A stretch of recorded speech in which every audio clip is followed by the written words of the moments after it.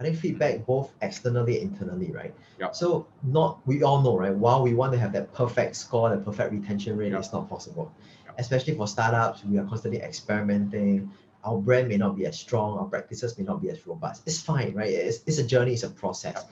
So through the so-called failures where people leave, things don't quite work out, ask yourself, ask them, right? What didn't quite work out? I'll give a simple example. Recently, we had to exit a few interns very quickly, which didn't quite work out. And I asked myself, I was asking, am I really a bad leader? Am I a bad HR guy? Because I practice HR, right? So when I started reviewing the whole thing, when I started chatting more people, what I realized is this, right? That when we select people, or these few people that we thought didn't quite work out, they actually needed structure.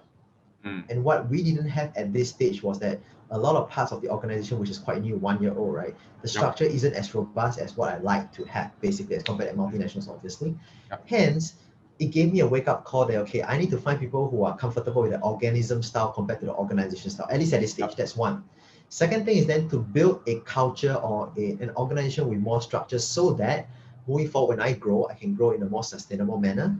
I can bring people who are more experienced that can then thrive in that kind of environment. So feedback is definitely very important. I think that's one. Next is then you look at your organization, where you're heading towards, right?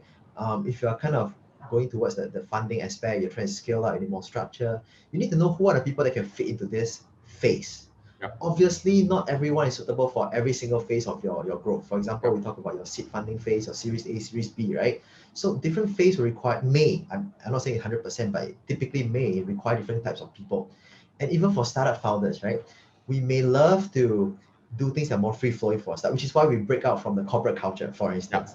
And we may not be suitable to lead the company from, let's say, a Series A onwards, where we need to manage, investors, we need to have a proper SOP, policies, and so on and so forth, when perhaps we need to hire a professional CEO, for instance, right?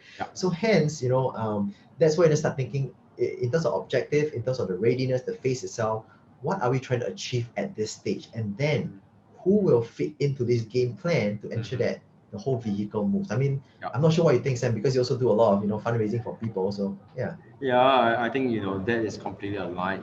One of the common mistakes that we always see is that everyone thinks that hiring is easy. You can hire 40 people in a month.